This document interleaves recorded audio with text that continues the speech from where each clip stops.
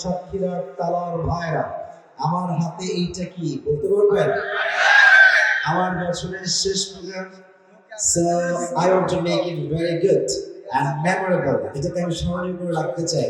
আমি চাই আজকে যে তাফসীরটা আমি পেশ করব, anyone যে কোনো যুবক বা মুরব্বী বা বাচ্চা হতে পারে, যে যুবক আমার কথাগুলো লিখতে পারবে, আচ্ছা না লিখলেও চলবে, জাস্ট মাথায় রেখে যদি শুনতে পারে, আর শেষে গিয়ে আমাকে কয়েকটা পয়েন্ট, জাস্ট হাতে কোনো 7 থেকে 8টা পয়েন্ট আমাকে বলতে পারে, তাকে আমার এই বছরের শেষ প্রোগ্রামে, সিজনের শেষ প্রোগ্রামে পুরস্কৃত করবো। এই শত শত মিডিয়া যুবক ভাইদের সামনে আজকে তাদেরকে সম্মানিত করবো।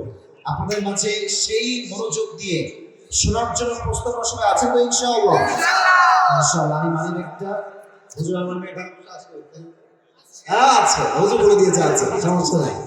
সবাই একটা বলেন মারহাবা। আমি আমার ওয়াজ শুরু করছি, দেখেন ওয়াজটা খালি মজা নেওয়ার জন্য, প্লিজ চেঞ্জ ইউর ইন্টেনশন। ইন্নামাল আমালু বিন্নিয়াত। আপনি কোন কাজে সব কতটুকু পাবেন, it's totally based on your intention. আপনি যা ভাববেন আপনার সঙ্গে তাই হবে। নিয়ত করেন যে আসলে তো আমরা সময় দিব, আজকে যতটুকু সময় দিব, এটা আসলে খুব ভালো লাগে, ওয়াজ শুনে দেখতে সুন্দর, তা না। উদ্দেশ্য একজনকে আমরা খুশি করতে চাই। আওয়াজ দিয়ে বলেন তিনি কে? আজকে আমাদের আমরা এই যে বাবা যারা আওয়াজ করছেন না, আওয়াজ করে যান। अगर बात करना है तो इशारे से बात करो, जबान से बात करना नहीं। হাত দিয়ে কথা বলো, ইঙ্গিতে কথা বলো। জবান দিয়ে কথা বললে পরিবেশ নষ্ট হচ্ছে। আর এতগুলো মানুষ আসছেন, খালি হাতে ফিরে যাওয়া যাবে না, কিছু একটা নিয়ে তো বাসায় ফিরতে হবে, ঠিক কিনা বলেন? আজকে আমাদের আলোচনার সেন্ট্রাল থিম বা সাবজেক্ট ম্যাটার, মূল আলোচ্য বিষয় হচ্ছে the life of hereafter, পরকালের জীবন, আখিরাতের জীবন, কবরের জীবন। আর আজকে আমি এটাকে এমন ভাবে হাইলাইট করব যে পরকাল নিয়ে আমাদের কোনো সন্দিহান না থাকে, আর কোনো অস্পষ্ট না থাকে। আমি এটা পরিপূর্ণ ক্লিয়ার করতে চাই। সবার থেকে আমি জানতে চাই আজকের আলোচনার বিষয় দুনিয়ার জীবন না পরকালের জীবন? জোরে বলো, দুনিয়ার জীবন না আখিরাতের জীবন?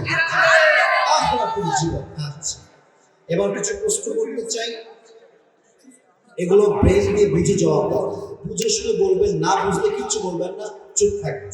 প্রশ্ন করছি যুবকেরা, try to be active, try to be energetic, try to be strong. যা বলি একদম মুখ দিয়ে বাঘের মতো উচ্চারণ করবা, গর্জনে, যদি তুমি জানো, আদারওয়াইজ চুপ থাকবে। আচ্ছা, পরকালের জীবনটা বেশি উত্তম না দুনিয়ার জীবন বেশি উত্তম? পরকালের। দুনিয়ার জীবনটা বেশি উত্তম না আখিরাতের জীবনটা বেশি উত্তম? এটার দলিল কোরআনে আছে না? সূরাতুদ দুহা, আল্লাহ সুবহানাহু ওয়া তাআলা says in this ayah, ওয়ালাল আখিরাতু Khairun লাকা মিনাল উলা। The life of hereafter is much more better than this worldly life.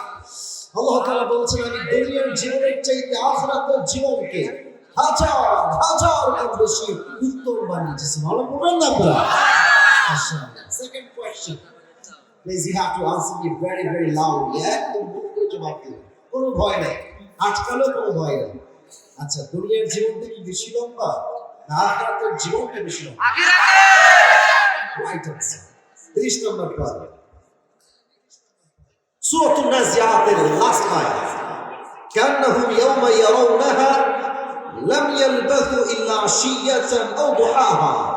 What an amazing ayat. এই আয়াতটার ট্রান্সলেশন করলে আমার চোখটা অটোমেটিকলি বড় হয়ে যায়, আমার হৃদয় একটা ভাইব্রেশন তৈরি হয়, একটা কম্পন তৈরি হয়ে যায়। এটা কোন কথা, এটা খুব অসাধারণ কথা, এটা কোনো অবাক করার কথা। যুবক ভাইরা, আল্লাহ বলছেন দুনিয়ার মানুষ যখন পরকালের জীবনটাকে ফেস করবে, যদি তার বয়স হয় 60 কিংবা 70, সে বলবে আল্লাহ আখিরাতের জীবনটা এত বেশি লম্বা, I am feeling just like I was in the world, just like on morning or on evening. সে বলবে আল্লাহ আমার তো মনে হচ্ছে 60 বছর নয়, 70 বছর নয়, আমি পুরো দুনিয়ার জীবনে মনে হয় একটা সকাল কিংবা একটা সন্ধ্যা অবস্থান করেছে। আল্লাহু আকবার। কতটা লং পিরিয়ড হচ্ছে, যে 70 বছরের জীবনটাকে আমাদের মাত্র একটা সকাল কিংবা একটা সন্ধ্যা মনে হবে। Just try to feel it. ভাবে 70 বছর জীবন যেখানে মাত্র একটা সকাল মনে হবে, এটা কত লম্বা জগৎ, কত লং পিরিয়ড অফ টাইম হবে। Just try to feel it man, কতটা লম্বা সময় হতে পারে। 3 নম্বর প্রশ্ন,